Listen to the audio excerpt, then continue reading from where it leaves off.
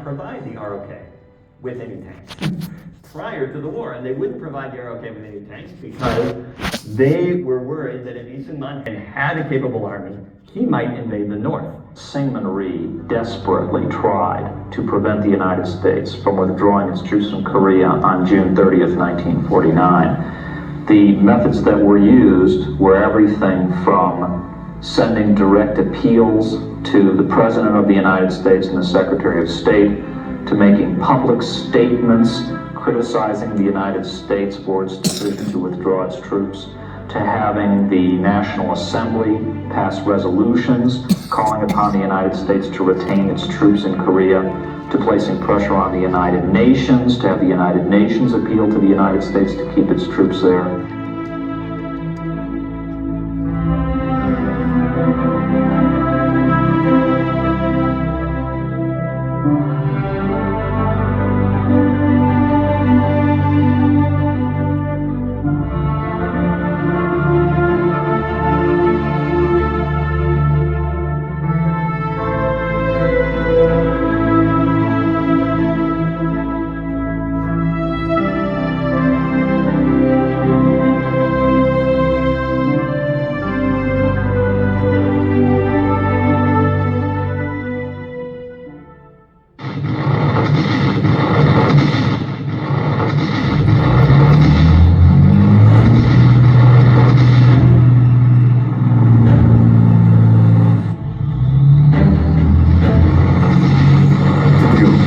우려했던 북한군의 남침이 시작되었다.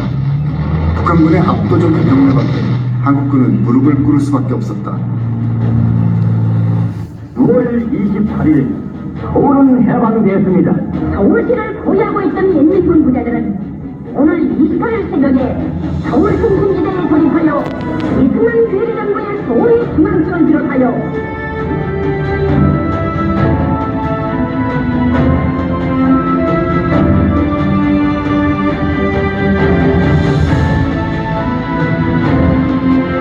이게 그렇게 쉽게 결정할 상황이 아닙니다. 무슨 소리예요? 상황이 뭐야? 다리 위에 피난민이 꽉 찼어요. 잔소리 말고 빨리 들어. 안 된다니까. 여기다. 말씀. 그게 이제 유명한 한강 인도교 폭파 사건으로 거기에 나오는 거예요. 한강 인도교 사건을 뭘 보여줄 수 있는 거냐면 이 당시에 그런 이승만 정부가 얼마나 무능하고 부도덕한 정권인가. 그냥 한강 인도교를 사람들이 건너고 있는 와중에 터뜨렸다면서요. 그렇죠. 그게 이제 정말 무능한 800명 정도 발생됐죠. 그동안은 뭐 이승만 대통령 피하고 뭐 나몰라라 하고 그냥 뭐 한강다리에 피난민이 지나갈 때 다리를 끊어버렸다라는 식으로 얘기를 했는데, 실제 제가 온갖 자료를 보니까 피난을 하는 중에 경찰이 가서 이제부터 이 다리가 폭파가 될지도 모르니까 이 다리를 건너지 마십시오라고 제동을 걸어요. 그래서 민간인들은 한강대교 밑에 그 부표를 따라서 막상 그 폭파하는 순간에는 통행을 막습니다. 그래서 폭파하는 순간에 종로경찰서 소속인가 하는 사람들 70명인가가 죽은 걸로 제가 아는데 민간인 지진이 없습니다. 전쟁이 났을 때 상식적으로요, 최고 지도자가 전선의 제일 앞줄에서 싸우다가 죽는 것, 그것과 안전한 후방에서 지휘하는 것, 어느 것이 유리할까요? 위급한 상황이 닥쳤을 때 국가 원수가 국가의 안위와 정부의 연속성을 위해서 긴급하게 피난 가는 것은요, 상식 중에 상식입니다. 최근 런승만이란 오해의 빌미가 되었던 6월 27일 이승만의 라디오 연설 원본이 공개되었다. 그동안은 이승만이 방송을 통해 시민들에게 거짓말을 했다는 것으로 알려져 있었다. 하지만 방송 내용 어디에도 서울 시민 여러분 안심하고 서울을 지켜달라라는 말은 존재하지 않았다.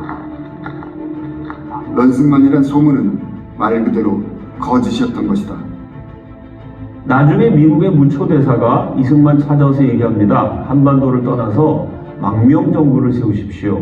그래서 이승만 대통령이 총을 꺼내 들고요, 세계 최강대국 대사를 협박을 했다는 겁니다.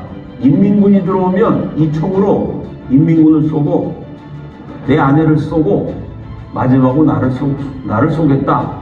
끝까지 대한민국 지키다가 죽으면 죽었지 이 나라를 떠날 수가 없다. 전쟁 일으키고 가족들, 자신이 모두 만주롭게 지냈던 김일성에 대해서는 말이 없습니다. 그런데 전쟁에서 나라를 지키고 끝까지 싸웠던 이승만은 런승만이라고 합니다. 이것이야말로 우리 현대사의 왜곡되고 비틀린 자화상입니다.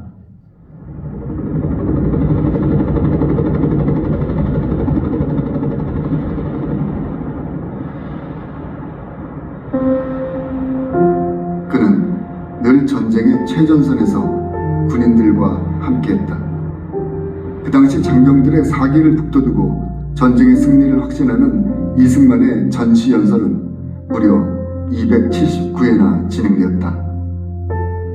It was really a blistering situation, but it's deserving of great praise for Sigmund Rhee. And I think it's an oversight on the part of history that they don't recognize the valor of Sigmund Rhee. Well, Sigmund Rhee was a very, very fine leader, very fine man. He helped keep South Korea free and democratic.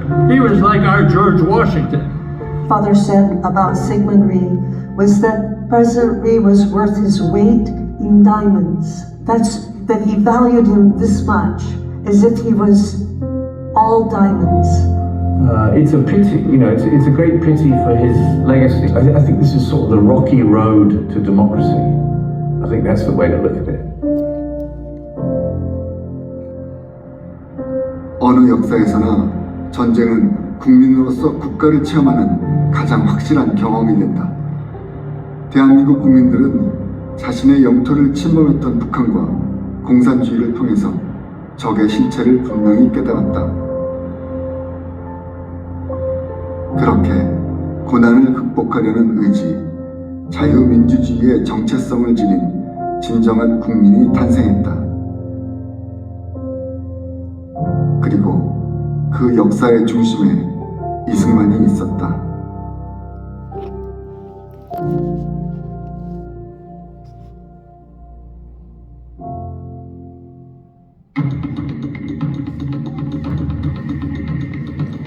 (1950년 10월) 압록강을 넘어 중공군이 참전했다. 중공군의 개입으로 한국전쟁은 길고 어두운 터널 속으로 들어가기 시작했다.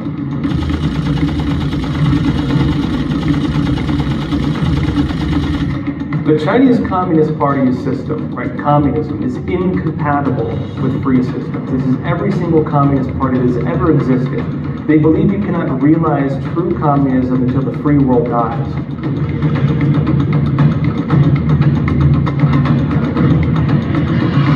(1951년이) 되면서 전쟁은 삼팔도선 부근에서 서로 밀고 밀리는 지리한 공방전만 이어졌다. 그해 7월부터 정전 협상이 본격적으로 시작되었다.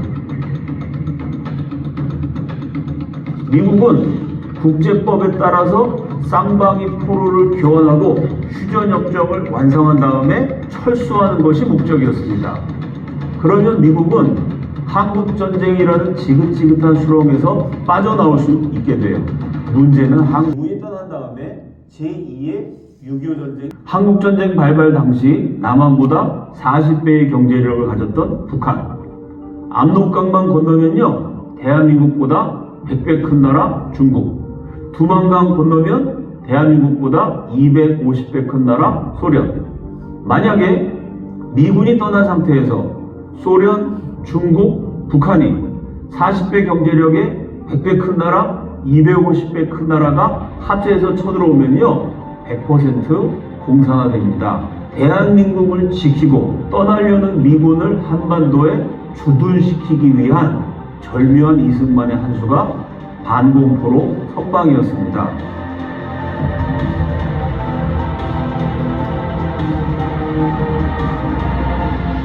이승만은 미국과 공산 측이 벌이는 정전협상의 결과를 받아들일 수 없었다. 전쟁으로 모든 게 파괴된 상처뿐인 대한민국, 그걸 그대로 보고만 있을 수는 없었다.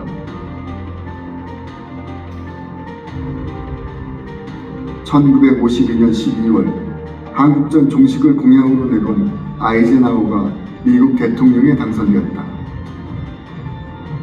미국의 목표는 오직 하나, 하루빨리 전쟁을 끝내고 한반도에서 발을 빼는 것이었다. 그렇게 되면 전쟁이 끝나도 한국의 위기는 계속될 것이 분명했다. 포로 교환 협상에서 가장 큰 쟁점은 궁산 포로 가운데 북한이나 중국으로 송환되기를 거부하는 방공포로 처리 문제였다. 이승만은 자유세계에 살고 싶다는 방공포로들을 결코 북으로 돌려보낼 수 없었다.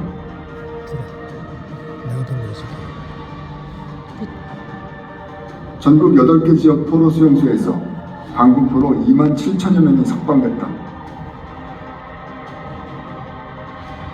방공포로 석방은 전 세계를 깜짝 놀라게 했다. 자칫하면 휴전협상이 물거품이 될 수도 있기 때문이었다. 도대체 이승만은 방공포로 석방을 통해 무엇을 얻고자 했던 것일까? But the United Nations, instead of decided to cease fire, and we cannot cease fire in this term. Therefore, we are going to continue our fight. 이승만이 원했던 것은 오직 대한민국의 안전과 미래였다. 조속한 전쟁의 종식을 원하는 미국을 압박하고 한국군의 현대화와 경제 원조를 얻어낼 수 있는 방법, 그것이 협상에 달인 이승만이 방공포로 석방을 통해 얻고자 했던 마지막 목표였다.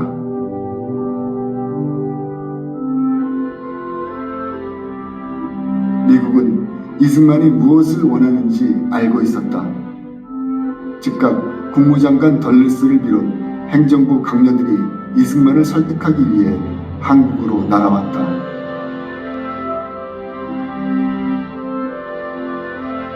이승만이 원하는 모든 것이 협상의 결과에 담길 만큼 협상은 파격적이었다.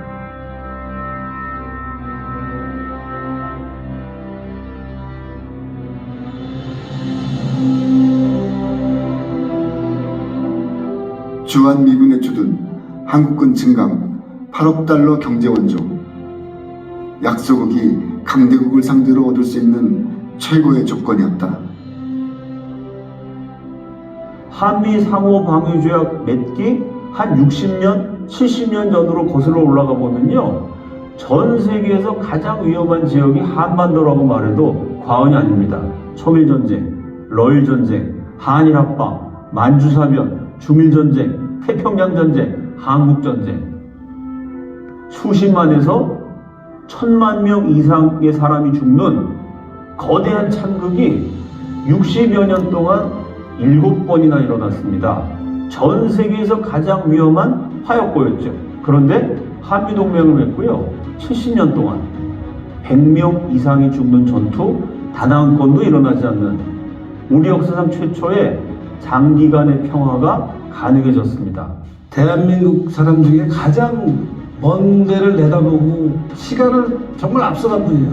우리는 한 10년, 20년 지나니까 이승만 녀석이 그때 그런 일을 한 이유가 이거였구나를 알고 100년 후에 간신히 아는 사람 많아요.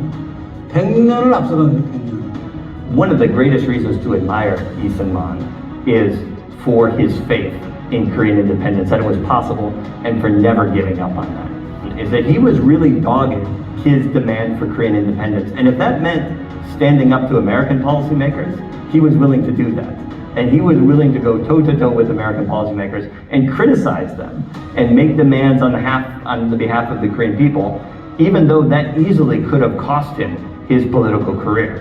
Nation building is an incredibly complex and difficult process, whether it's simply talking about the founding of the state or whether you're talking about the founding of the state and its subsequent survival, right? You can't just found or create a new state. It's the important question is also how well can this new state weather the various challenges that it confronts.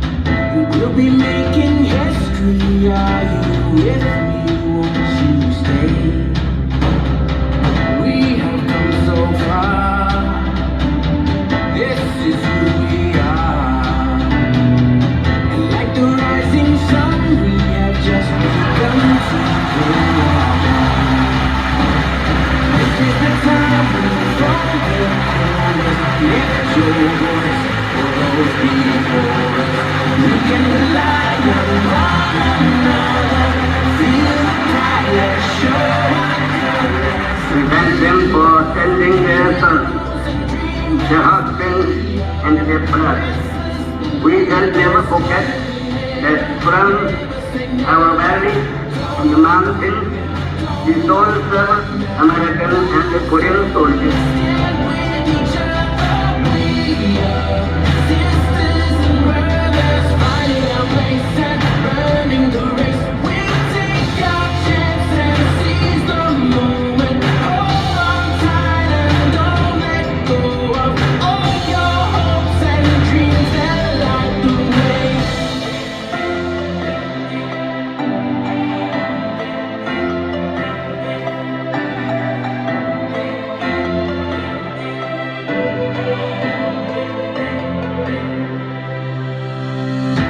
Control our fate, destiny.